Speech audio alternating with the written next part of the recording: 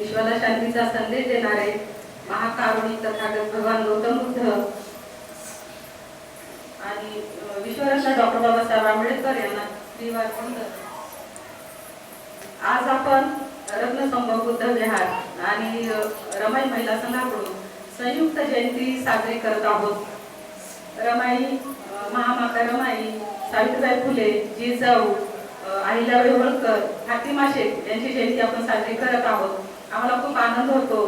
पहिल्यांदाच आम्ही अशा प्रकारे जयंती साजरी करीत आहोत आणि पहिल्यांदाच वक्ते म्हणून आम्ही स्टेजवर बसलेलो आहोत. मी तर पहिल्यांदाच बसले, त्यामुळे खूप छान वाटते. आणि सर्वांनाच माहिती आहे इतिहास, म्हणजे कमीत कमी आपल्या बौद्ध लोकांना तरी ही सर्व महापुरुषांचा इतिहास सर्वांना माहिती आहे. आमच्याकडून काही चूक झाली असेल किंवा बोलण्यामध्ये थोडं मागे पुढे काही झालं असेल तरी माफ करावे, चुका काढू नका. आज माझा विषय आहे मुक्ता साळवे. मुक्ता साळवे या सावित्रीबाई फुले आणि ज्योतिराव फुले यांच्या शाळेमध्ये दलित समाजातील पहिल्या मातंग समाज म्हणजे दलित समाजातील पहिल्या विद्यार्थिनी होत्या. सावित्रीबाई फुलेंच्या शाळेमध्ये जेव्हा त्यांनी गेले, मुक्ता साळवे या लवजी उस्ताद यांची पुतणी होती आणि त्यांनी ना एक प्रश्न केला. तेव्हा जातीभेद खूप होता, उष्णता खूप होती. तेव्हा त्यांनी एक निबंध लिहिला आणि देवाला प्रश्न केला की आमचा धर्म कोणता, की ब्राह्मण लोक त्यांच्या वेदाप्रमाणे वागतात, मुस्लिम लोक त्यांच्या पुराणाप्रमाणे वागतात आणि इंग्रज लोक त्यांच्या बायबलप्रमाणे वागतात, म्हणून ते खूप सुखी आहेत का. म्हणून त्यांनी एक निबंध लिहिलेला आहे. ते निबंध मी तुम्हाला वाचून दाखवते. मुक्ता साळवे ज्योतिराव आणि सावित्रीबाई फुले यांच्या शाळेत शिकत होत्या. महार मांगाच्या दुःखाविषयी हा निबंध त्यांनी वयाच्या 14व्या वर्षी लिहिला, जो त्या काळातील सामाजिक परिस्थितीवर प्रकाश टाकतो. महार मांगाच्या दुःखाविषयी मुक्ता साळवे यांनी प्रश्न केला देवाला, ईश्वराने मला दिनदुबळीच्या अंतःकरणात आम्हा दुर्दैवी पशुपेक्षा नीच मानलेल्या दरिद्री महारा मांगाच्या दुःखाविषयी भरविले. तीच कार्यकर्त्याचे मनात चिंतन करून त्या निबंधाविषयी मी आपल्या शक्तीप्रमाणे हा विषय लिहिण्याचे काम हाती सरसावून घेतले आहे. परंतु बुद्धिदाता व निबंधास फळ देता महारा मांगास व ब्राह्मणास उत्पन्न करता जगन्नाथ आहे. महाराज, आता जर वेदाधारी करून आमचा द्वेष करणारे लोक त्यांच्या मताचे खंडन करावे, तर हे आमच्यापेक्षा उंच म्हणविणारे, विशेष करून लाडू खाऊ ब्राह्मण लोक असे म्हणतात की वेद तर आमचीच मत्ता आहे, आम्ही त्यांचे अवलोकन करावे. तर ह्यावर उघड दिसते की आम्हास धर्म पुस्तक नाही. जर वेद ब्राह्मणासाठी आहेत तर वेदाप्रमाणे वर्तणूक करणे ब्राह्मणाचा धर्म होय. जर आम्हास धर्मसंबंधी पुस्तक पाहण्याची मोकळीक नाही तर आम्ही धर्मरहित आहोत असे साफ दिसते. असे वेद की ज्यांचे ब्राह्मणाच्या मताप्रमाणे अवलोकन केल्याने महापातक घडते, तर मग आमच्या आधारे आचरण केल्याने आम्हाकडे किती मूर्खत्व दोष येईल बरे. मुसलमान लोक पुराणाच्या आधारे करून, इंग्रज लोक बायबलच्या आधारे करून आणि ब्राह्मण लोक वेदाधारी करून चालतात. म्हणून ते आपापल्या खऱ्या खोट्या धर्माप्रमाणे जास्त कमी आम्हापेक्षा सुखी आहेत असे वाटते. भगवान तुझ्याकडून आलेला धर्म कोणता आम्हास कळी, म्हणजे आम्ही सर्व त्यांच्यासारख्या रीतीने अनुभव घेऊ. परंतु ज्या धर्माचा एकानेच अनुभव घ्यावा व बाकीच्यांनी खादाड मनुष्याच्या तोंडाकडे पाहावे, तो त्यासारखे दुसरे धर्म पृथ्वीवर नष्ट होवोत व असा धर्माचा अभिमान करावा असो आमच्या मनात देखील न येऊ.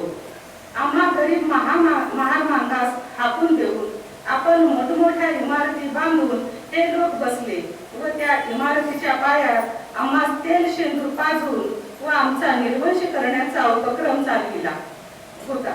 आम्हा मनुष्यास ब्राह्मण लोकांनी गाई म्हशीपेक्षा नीच मानले होते. सांगते ऐका, ज्यावेळी बाजीरावाचे राज्य होते त्यावेळी आम्हा गाढवाप्रमाणे तरी मानित होते काय? पहा बरे, तुम्ही लंगड्या गाढवास मारा, त्याचा धनी तुमची फटफजिती करून तरी राहील की काय? परंतु महार मागास मारू नका असे म्हणणारे कोण बरे? त्या समयी मांग अथवा महाड यातून कुणीही तालीम खाण्याकडून गेला असता गुलटेकडीच्या मैदानावरून त्याच्या शिराचा चेंडू आणि तलवारीचा तांडू करून खेळत होते. अशी जर मोठ्या सोहळ्या राजाच्या दारावरून जाण्याची बंदी, तर मग विद्या शिकण्याची मोकळी कुठून मिळणार? कदाचित कोणास वाचता आले व ते बाजीरावास कळले तर तो म्हणे की हे महारमाग असून वाचतात, तर ब्राह्मणांनी का त्यास दप्तराचे काम देऊन त्यांच्याऐवजी धोक्या मारून विद्वांच्या हजामती करावी की काय, असे तो म्हणत. असे बोलून त्यांनी शिक्षा करेल. दुसरे असे की लिहिण्याची बंदी करून हे लोक थांबले की काय? नाही.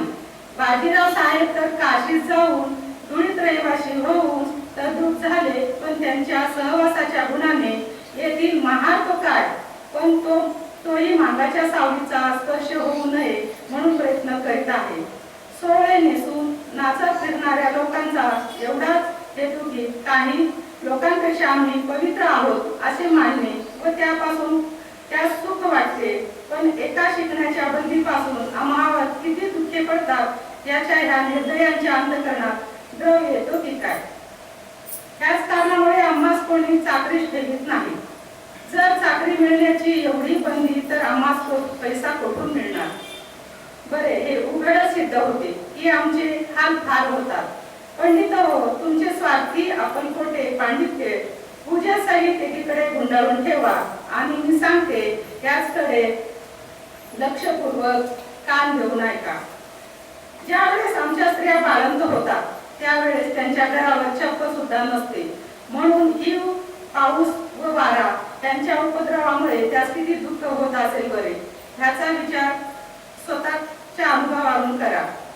जर एखाद्या वेळेस त्यास बाळंत रोग झाला, त्यास औषधास व वैद्यास पैसे कोठून मिळणार? असे कोणता तुम्हामध्ये संभावित वैद्य होता की त्यांनी फुकट औषध दिले? मारामांगाच्या मुलास ब्राह्मणाधिकांच्या मुलांनी दगड मारून रक्त निघाले तर ते सरकारात जात नाही. ते म्हणत की आपणास उच्छिष्ट आणावयास अनुप्रमाणे पुढे जावे लागते असे म्हणून उभीच राहतात. हाय हाय, काय रे भगवान हे दुःख, हा जुलूम विस्ताराने लिहू लागले तर मला रडू येतं.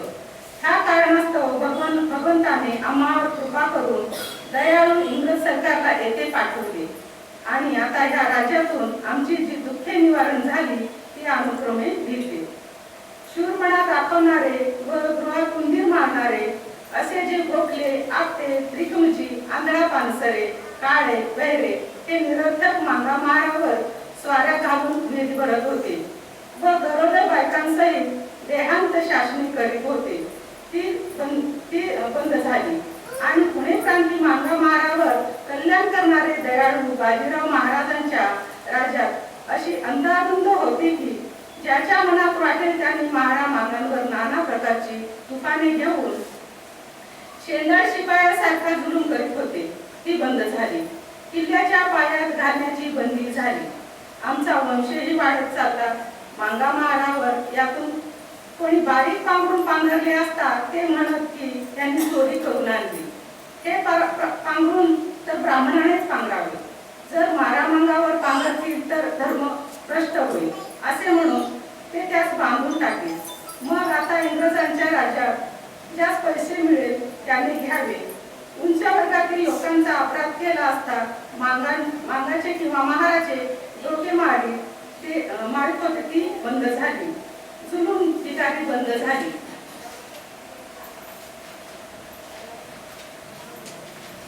आमचा स्पर्श होऊ देण्याची मोकळी पटेपोटी झाली.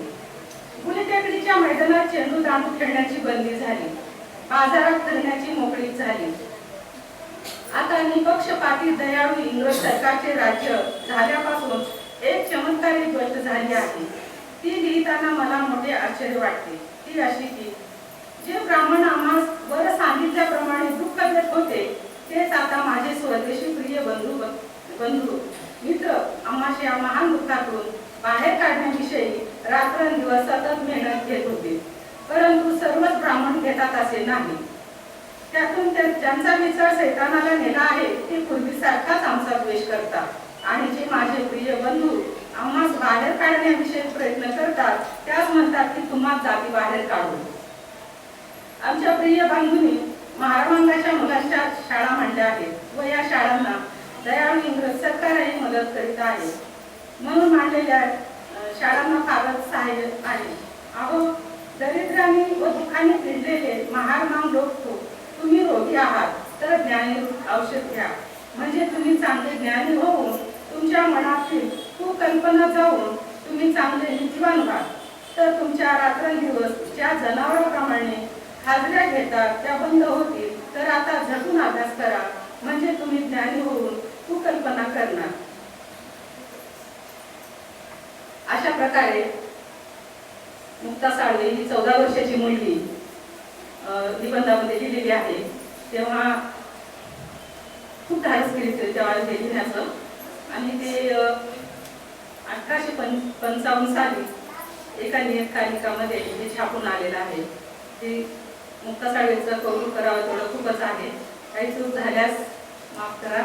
धन्यवाद. जय हिंद.